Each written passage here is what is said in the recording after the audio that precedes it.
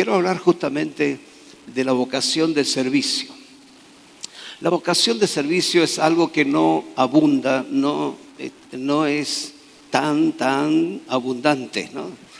Mucha gente sirve quizás por algún interés, mucha gente trabaja porque tal vez hay un sueldo, hay un salario, mucha gente hace como que trabaja para que no lo echen del trabajo, pero hay gente que tiene vocación y pongan lo que lo pongan a hacer, es una persona excelente en todo lo que hace. Amén. ¿Habrá alguien aquí así? 3 o 4 nomás. ¿Cuántos tienen vocación, amor por lo que hacen? Cualquiera sea tu profesión. ¿Cuántos tienen verdadera pasión por lo que hacen y le ponen amor? Porque aún hasta la comida sale rica cuando está hecha con amor. Cuando está hecha así nomás, a la fuerza, y ahí tenés el plato de comida y agradecés, porque esto no es un hotel, ¿eh? Y claro, y usted dice, wow, yo pensé que estaba en mi casa, ¿no es cierto? Y resulta que estoy en un hotel, ¿eh? Pero debemos dar gracias a Dios por las amas de casa, ¿no es cierto? Valiente, forzada, que lo hacen con amor, ¿eh? Cuando plancha bueno, ya ni se plancha la ropa, ¿eh? Últimamente ya ni se plancha el pantalón, ni la remera, ni nada. Y agradecer que está limpia. Pero hubo un hombre que tenía mucha vocación. Un ser celestial que todo lo que hizo lo hizo con vocación de servicio. Por eso el mejor ejemplo que tenemos se llama Jesús. Jesús de Nazaret, el Hijo de Dios, el unigénito Hijo de Dios. Dice de vocación, ¿no es cierto? Si nos ayudan con unas diapositivas, hágale captura de imagen o tome nota, ¿no es cierto? Siéntase en libertad. La palabra vocación es un llamado o inspiración que una persona siente, dígalo, siente. O sea, es algo que se tiene que sentir, hermano, muy adentro, no superficial, no por afuerita nada más, sino que la vocación se tiene que sentir. Amén. Procedente de Dios para llevar en una forma de vida, especialmente, entre otras, de carácter religioso. Entonces, muchos, hermanos, el que te habla trabajó 12 años de enfermería. Mi esposa trabajó muchos años en secretaría de médico, trabajando en relación con la salud. Y no lo hacíamos por el salario, sino que lo hacíamos por una vocación de servicio. Porque hay que bañar a una persona que se ensució en la cama. Hay que bañar a una persona que no alcanzó a ir al baño, ¿no es cierto? Hay que higienizar a una persona que está cuadriplégica. No cualquiera lo hace, si no hay una vocación de servicio. Amén. No cualquiera está caminando en la calle como todos los oficiales de policía hasta alta hora de la madrugada mientras tú y yo estamos descansando. No cualquiera lo hace. No cualquiera está en un hospital allí operando a alguien, ¿no es cierto? Y aún exponiendo su salud, sabiendo que esa persona está contagiada o tiene COVID o tenía la antigua tuberculosis, ¿no es cierto? O alguna otra infección. No cualquiera sirve, hermano. Entonces, la vocación es una inspiración que una persona tiene que sentir. Entonces, cuando hagas tu próxima tarea o propongas tu vida para hacer cualquier tarea, primeramente tienes que saber si hay amor por lo que vas a hacer. Si lo vas a hacer a la fuerza o de mala gana, no te sirve ni a vos ni al empleador. Más vale no lo hagas. No lo hagas. Servicio, la segunda palabra, es trabajo especialmente cuando se hace para otra persona, número 1. Número 2, es una utilidad o función que desempeña una cosa, ¿no es cierto? Creo que faltó la segunda. Entonces, es trabajo especialmente cuando se hace para una persona y es una utilidad o función que desempeña una cosa. yo tengo aquí un iPad electrónico, ¿no es cierto?, que me sirve para agrandar la letra, porque ya a mis 48 años, no, ¿por qué se ríe? Bueno, a mis 60 años ya no veo bien, ¿no es cierto? Entonces tengo que agrandar la letra para leer. Y así les pasa a varios, ¿no es cierto? Mira lo que dice Mateo, capítulo 4, verso 23 en adelante. Vamos a leer 2 versículos de la Biblia. Aquel que lo tiene en su Biblia, ¿no es cierto?, en un libro escrito en el iPad, en el celular, o tal vez, ¿no es cierto?, lo puede leer con nosotros en la pantalla gigante. ¿Qué dice el verso 23? Dice, y recorrió, subraya esa expresión, ¿no es cierto?, recorrió. Es un sinónimo de caminar, de andar. Es un sinónimo, ¿no es cierto?, que realmente, gracias hija, es un sinónimo que encontramos, mi hermano, aquí en la palabra, y dice que lo hizo Jesús.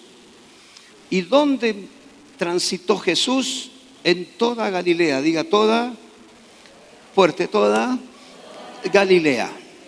Era una ciudad costera, una ciudad que estaba cerca y está cerca del mar. ¿Qué hizo recorriendo toda esa ciudad de Galilea? 3 cosas importantes. La Biblia dice, enseñó en la sinagoga de ellos. ¿Qué hizo? Enseñó, subraya esa palabra, enseñó. Predicó el evangelio del reino. Número 2, ¿qué es lo que hizo? Predicó la palabra. Y número 3, sanó toda enfermedad y toda dolencia que había en el pueblo. Entonces lo que vamos a mirar en esta mañana es el ministerio de sanidad, el ministerio de Jesús, uno de los 3 grandes ministerios. Los escritores de los evangelios, ¿no es cierto?, la siguiente diapositiva, describen el ministerio de Jesús en 3 grandes facetas. Número 1, enseñanza, dígalo fuerte, enseñanza. Número 2, predicación. Y número 3, sanidad. Entonces, tome nota porque aquí en esta casa usted va a aprender mucho de la palabra de Dios. Los escritores de los evangelios, Mateo, Marcos, Lucas, Juan, los 4 evangelios comparados, hablan de las diferentes facetas del ministerio de Jesús. ¿Qué significa faceta? Es un aspecto entre varios que pueden considerar y ser considerados en una persona. Son facetas, hermanos, son cualidades, ¿no es cierto? O son aspectos que hay en una persona. Si usted me estudia a mí, va a encontrar varias facetas en mi persona. Si yo lo estudio a usted, voy a encontrar varias facetas, ¿no es cierto? Puede ser que sea guapo, puede ser que sea vago, puede ser que sea realmente una persona de que tenga o esta otra cualidad. Jesús tenía varias facetas en el ministerio. No solamente Él aportaba en la parte religiosa, sino que lo hacía también sanando a los enfermos, libertando a los oprimidos por el diablo, dándole de comer a mucha gente. En alguna oportunidad multiplicó los panes y los peces. Eso se llama mucha actividad social. Entonces el ministerio de Jesús fue un ministerio integral. La iglesia del Señor tiene que tener cualidades, ¿no es cierto?, varias facetas, y entre ellas ayudar a cuanto podamos y cuanto más, dice, a los de la familia de la fe. Volviendo a la Biblia, verso 24, leímos el 23, ¿no es cierto? El 24 dice que se difundió su fama por toda Siria, un país muy extenso, un país grande. Dice que de modo que le trajeron todos los que tenían dolencias, los afligidos con diversas enfermedades, los atormentados, los endemoniados, los lunáticos, los paralíticos. ¿Y qué hizo Jesús? Dígalo fuerte, los sanó.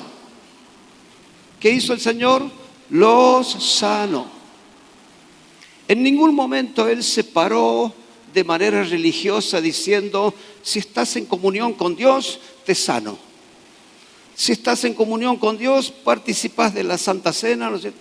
No, Jesús no le preguntó ni siquiera de dónde venían, ni cuál era su estado social, civil.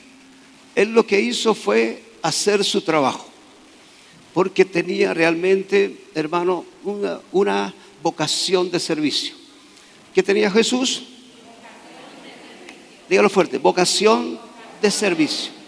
Entonces, Él no miró las cositas superfluas que miran todos los religiosos. Jesús, ¿qué hizo? Los sanó y punto.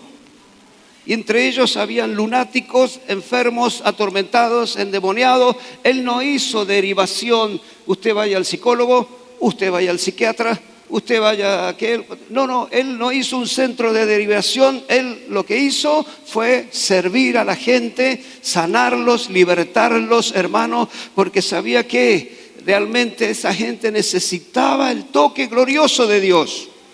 ¿Cuántos creen que aún en este tiempo Dios sigue siendo el mismo de ayer, hoy y siempre? Y Él seguirá sanando, libertando al oprimido, bendiciendo al que está enfermo, levantándolo con brazo poderoso. Amén. ¿Lo puede creer? Las tres facetas: enseñaba, número 2, predicaba, ¿qué más? Sanaba. No se olvide, tome nota de eso. ¿Qué hacía Jesús? Enseñaba, predicaba y sanaba. Las dos primeras no son difíciles de entender. Las dos primeras no son difíciles de comprender. Cualquiera lo puede hacer. Cualquiera puede predicar. Cualquiera puede imitar. Pero ¿qué podemos decir de la sanidad? El punto de partida para entender la sanidad es declarar que la creación de Dios es buena. Todo lo que creó Dios, ¿qué es? Dígalo fuerte, es bueno. ¿Acaso no es bueno el sol? ¿Sí o no? Este sol ya me tiene cansado. Ahora yo lo quisiera ver en invierno, después de almorzar, cuando está tiritando en su casa, está tiritando de frío en su oficina. ¿Qué hace? Abre la puerta y dice, qué lindo. Le damos la bienvenida ¿a quién? Al sol. Okay. Es el astro rey, ¿no? Hace poco estuvimos en un lugar con parte de mi familia y vimos en un lugar precioso un gran atardecer. Y toda la gente adoraba como si fuese un dios. Nosotros que no somos religiosos, ni nos golpeamos el pecho todos los domingos, dijimos, la verdad que es creación de Dios. No es un dios.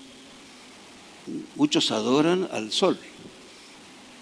Los egipcios adoraban al sol, adoraban la luna, adoraban un montón de dioses, la diosa de la fertilidad, la diosa, ¿no es cierto?, del amor, del sexo. Entonces, Dios creó el sol. ¿Es bueno el sol? Es bueno el sol. Nosotros fuimos creados por Dios. ¿O Dios no lo hizo a su imagen y semejanza? Entonces, dígale al que está a su lado, yo sabía que eras bueno. Al fin y al cabo no sos tan malo. Dígaselo. Porque todo lo que creó Dios, ¿qué es? Le cuesta decir que es bueno. Bueno, al fin y al cabo la Biblia dice que Dios, no hay ninguno bueno. No hay ninguno bueno. Entonces, el único bueno, ¿quién es? Es Dios, que creó cosas buenas. Entonces, la enfermedad, es un punto importante este. La enfermedad no era parte del programa inicial de Dios para con el hombre y la mujer. O sea, la enfermedad no estaba en el plan de Dios. Dios todo lo que creó fue bueno. Amén. Los ríos, las montañas. ¿No disfruta usted de las grandes montañas que tenemos acá, de los ríos, ¿no es cierto?, de lugares espectaculares? y los que hay en el mundo que no los conocemos. Lugares tremendos como las playas blancas de arena, el agua turquesa. ¿Quién cree usted que creó todo eso? Dios. Entonces, todo lo que Dios creó es bueno. La enfermedad no era parte, tampoco lo será en los propósitos, hermanos, ulteriores de Dios tampoco. En su gloria y en su presencia eterna, el día que nos vamos por el Señor a la vida eterna, ¿cuántos creen y dicen yo voy para allá? Amén. Porque la Biblia dice que hay dos caminos. Hay un infierno eterno y hay un cielo eterno. Entonces tenemos que aspirar y trabajar para llegar al cielo, no al infierno, donde hay sufrimiento eterno. Ya bastante sufrimiento hay acá en la tierra. O mire un poquito lo que está pasando ahora en Ucrania y Rusia. Mire lo que está pasando con las grandes hambrunas de África, Sudáfrica. Mire lo que está pasando en Venezuela, ¿no es cierto? La gente se fue, abandonó todo. Más de la mitad del país está diseminado en otros países. Sufrimiento ya hay bastante. Tenemos que pensar y decir, Señor, voy a ir a tu presencia. Amén. Dice Apocalipsis 21:4 que allá no habrá enfermedad, ni dolor, ni muerte, ni lágrimas. Amén. No habrá nada de eso. Entonces, dado que la enfermedad y la muerte son, primo hermano, intrusos ajenos en el buen mundo de Dios, los médicos y los enfermeros, que tenemos algunos aquí en la iglesia, y todo el personal de salud están en pie de guerra contra la enfermedad. Yo fui uno de ellos en una época, muchos luchando en contra de la enfermedad. Toda sanidad, entonces deducimos que es una sanidad divina. Aunque un médico haya sido el instrumento, aunque un antibiótico descubierto por el hombre haya sido el instrumento, pero la sanidad es de Dios. Amén. Apenas aparece una infección en nuestro cuerpo, que aparecen los anticuerpos y comienzan a trabajar a favor tuyo, a favor mío. Por eso nuestras defensas tienen que estar altas. Y no quiero dar una clase de anatomía, pero tus defensas tienen que estar altas para que cualquier infección tú la puedas resistir, ¿no es cierto? Y salir adelante. Amén. Entonces, es la convicción que condujo a un médico francés llamado Ambroise Paré. Este médico hugonote dijo en una oportunidad: yo atendí la herida, pero el que la sanó fue Dios. Impresionante, ¿no? Y lo dijo un médico, un profesional de la salud. Y esa frase está grabada hasta hoy en una de las paredes de la Facultad de Medicina de París. Los evangelios dejan claro, mi amigo, sin embargo, que el ministerio de sanidad lo llevó a cabo Jesús. Porque tenía Jesús, ¿qué cosa? Vocación de servicio. Amén. Lo mismo hizo Jesús cambiando el agua en vino, multiplicando los panes y los peces, y le dio de comer a 5,000 personas. Él caminó de manera sobrenatural sobre las aguas. Esos y muchos milagros más lo hizo el Señor de manera sobrenatural. Las sanidades de Jesús son demostraciones sobrenaturales del reino de Dios. Diga conmigo, las sanidades de Jesús son demostraciones del reino de Dios. Cuando procuramos entenderlas, debemos ser sabios y evitar los extremos opuestos. Hay mucha gente que se va a los extremos. No, dice, Dios me va a sanar, y se va al extremo y come lo que no tiene que comer. tentándolo a Dios. A Dios no hay que tentarlo. A Dios no hay que entenderlo, hay que obedecerlo. Si Dios te dice que esto es malo, es malo. No, pero le ponemos un poquitito de cebollita de verdeo, lo disfrazamos con un poquito de pimentón. No, si es malo, es malo. No sé si me entiende. Algunos se creen tan poderosos que dicen, ¿vos te crees que a mí me va a hacer daño? No, yo tengo un estómago de fierro, dicen algunos. Entonces se van a los polos opuestos. Hay que buscar el equilibrio. Por un lado, sería absurdo pretender atarle las manos al Creador y declarar que los milagros no ocurrieron o que los milagros fueron solamente para la antigüedad. Hay mucha gente que hoy sigue pensando que los milagros solamente fueron para la antigüedad. Pero dijimos que Dios es el mismo ayer, hoy y por los siglos de los siglos. ¿Cuántos pueden decir amén? Número 2, por otro lado, no tenemos la libertad de decir, como algunos lo hacen, que los milagros son algo normal en la vida cristiana. No tenemos esa libertad. No podemos decir y dar por sentado, Dios me va a sanar. Dijo Jesús en una oportunidad, el que me quiera seguir, tome su cruz cada día y sígame. Lo importante es seguirlo al Señor. Enfermo, sano, con dinero, sin dinero, servir a Dios. Amén, hacer su voluntad. Los milagros que realizó Jesús los hacía sin demora, o sea, en forma inmediata, completa y permanente. Se dio cuenta que hay mucha gente que dice, parece que ya Dios me sanó. Y automáticamente, ¿qué deja?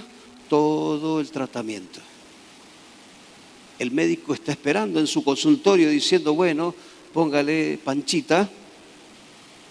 Panchita se está tomando todos los antibióticos cada 3 horas y seguro que va a venir dentro de 15 días cuando se le termine la cajita.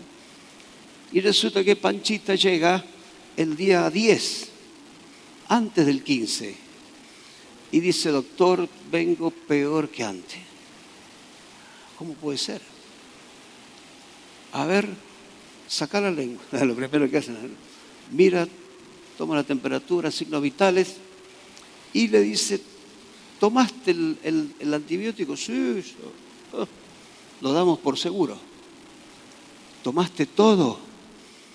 No, porque apenas me sentí bien, dejé todo de lado. Entonces, hermano, dice la palabra que en la obediencia está la bendición.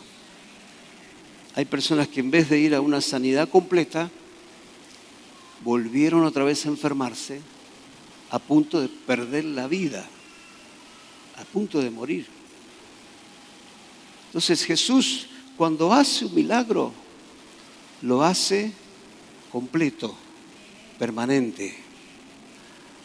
De tal manera que hasta los testigos más hostiles debían y deben realmente reconocer, diciendo, no lo podemos negar. Dios tiene poder.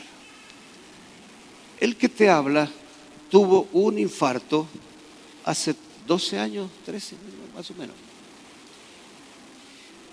Y ahí internado estuve como 5 o 6 días, los médicos todos atendiendo una atención de primera, no porque fuera fulano de tal, pero en la clínica donde estaba,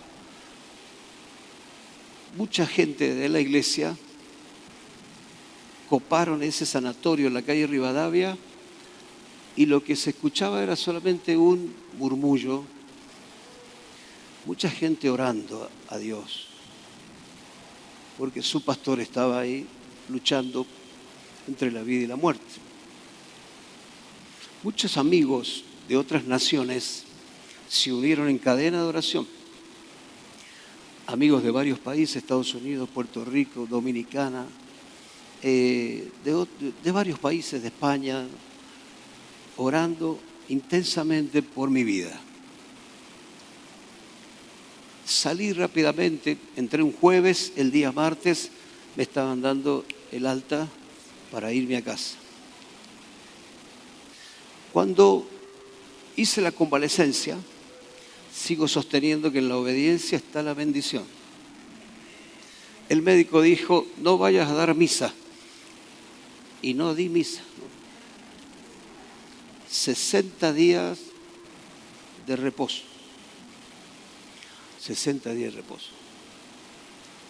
Entonces, cuando empezó la recuperación, uno de los profesionales, ¿no es cierto?, de aquí del sanatorio Rivadavia, dice, Miguel, tenemos que pedirte un permiso, que tú nos des el permiso firmado para que tu caso sea llevado al sanatorio que fundó, ¿no es cierto?, Favaloro, ¿no? La clínica de Favaloro. Porque tu corazón tenía la mitad necrosado, la mitad negro, la mitad color normal. El infarto hizo que esa parte negra estaba como trizada, como grietas. Entiende lo que digo, ¿verdad? Entonces, después de 60 días o 70, no entendemos por qué hoy todo el corazón tiene el mismo color. La grieta cerró. Gracias a Dios que algunas grietas van cerrando, ¿no es cierto? Y yo le dije con todo gusto, porque entendemos que el tratamiento médico, sí, doctor, le dije, entiendo tu posición, pero yo soy un hombre de fe y yo creo en la ciencia, agradezco tu trabajo, pero acá creo que Dios fue el que hizo la sanidad. Gracias a Dios por eso. Amén.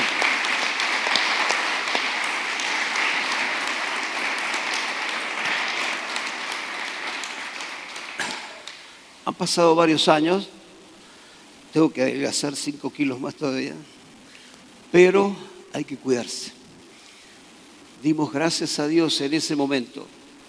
Después se mandaron mensajes de agradecimiento por todos lados, hermano, porque por un lado el diablo, el enemigo de nuestras almas, viene a robar, a matar y destruir. Pero por otro lado, Cristo viene a darte vida y vida en abundancia. No una vida escasa, no una vida de altos y bajos, una vida eterna y una vida abundante acá en la tierra. Entonces no pierdas la vida abundante que Dios tiene para vos en esta tierra. Por más que haya crisis, problemas, por más que haya dificultades, confía en el milagro de Dios, en tu trabajo, en tu comercio, en tu empresa. Dios puede hacer un milagro financiero, económico, social. Amén. Dios puede hacer un milagro en tu salud. Si tienes un diagnóstico contrario en esta mañana, vamos a orar a Dios para que Dios haga la obra, la que hizo en mí, la que ha hecho en varios. Amén. Gloria a Dios, porque para Dios no hay nada imposible. Amén. Por último, Hechos capítulo 4, verso 8, leemos este pasaje y oramos a Dios. Le dijo Pedro, lleno del Espíritu Santo, les dijo, gobernantes del pueblo y ancianos de Israel. Pedro, el apóstol Pedro, le habló no solamente al mundo político, sino al mundo religioso, diciéndole esto: puesto que hoy se nos interroga acerca del beneficio hecho a un hombre enfermo, de qué manera haya sido sanado, sea notorio a todos vosotros y a todo el pueblo de Israel que en el nombre de Jesucristo de Nazaret, a quien ustedes, dice, crucificasteis y a quien Dios resucitó de los muertos, por este hombre está en vuestra presencia. ¿De qué manera? Dígalo fuerte, sano.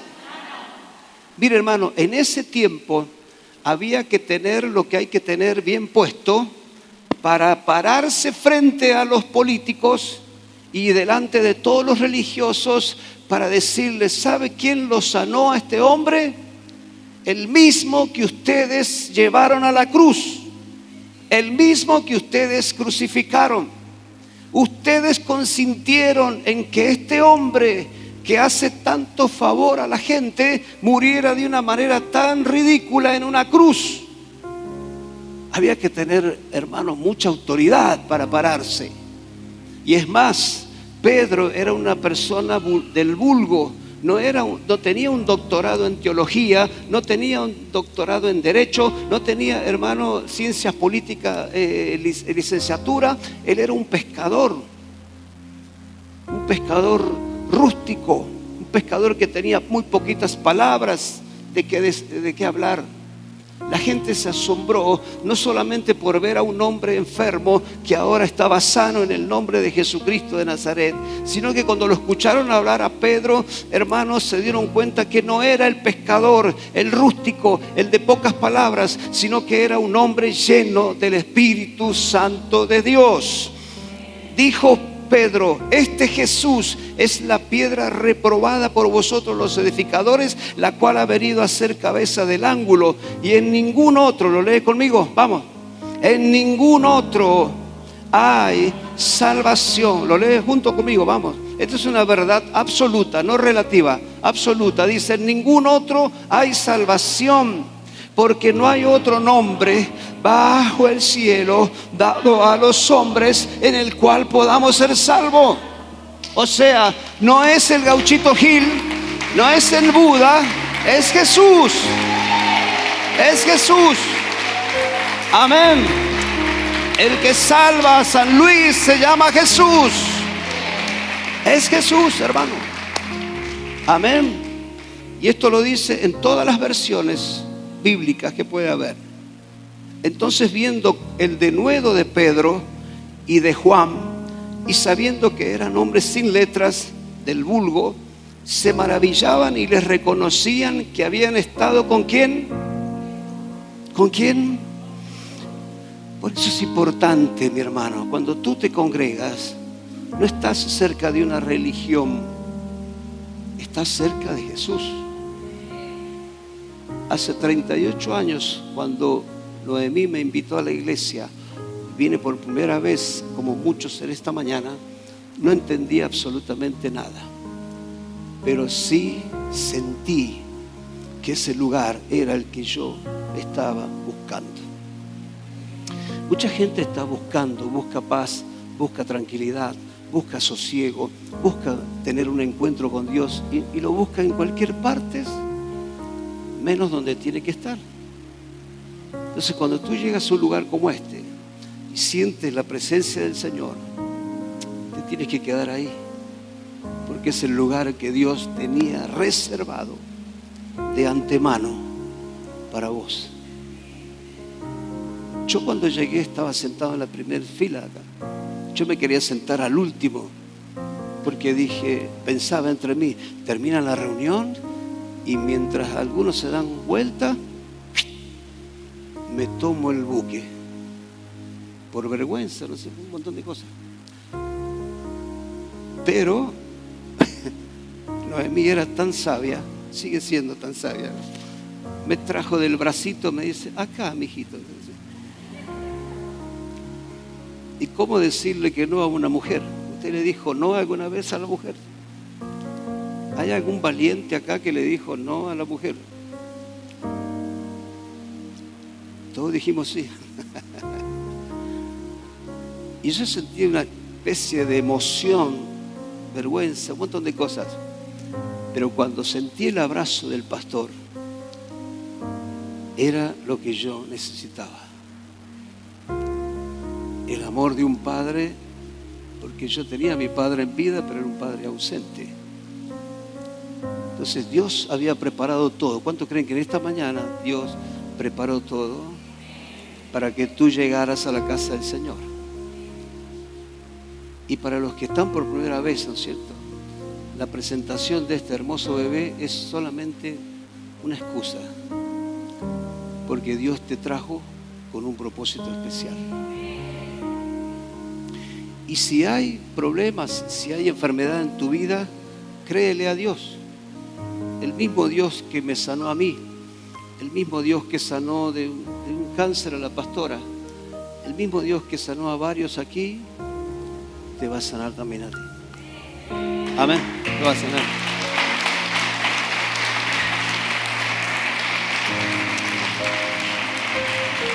Verso 14. Estos líderes, viendo al hombre que había sido sanado, que estaba en pie con ellos, no podían decir nada en contra, porque era demasiada evidencia. Demasiada evidencia. Entonces les ordenaron que saliesen del concilio y conferenciaban entre sí. Pedro, los apóstoles fueron sacados de la sala y los políticos y religiosos empezaron a conferenciar entre ellos. ¿Qué dijeron? Verso 16. ¿Qué haremos con estos hombres?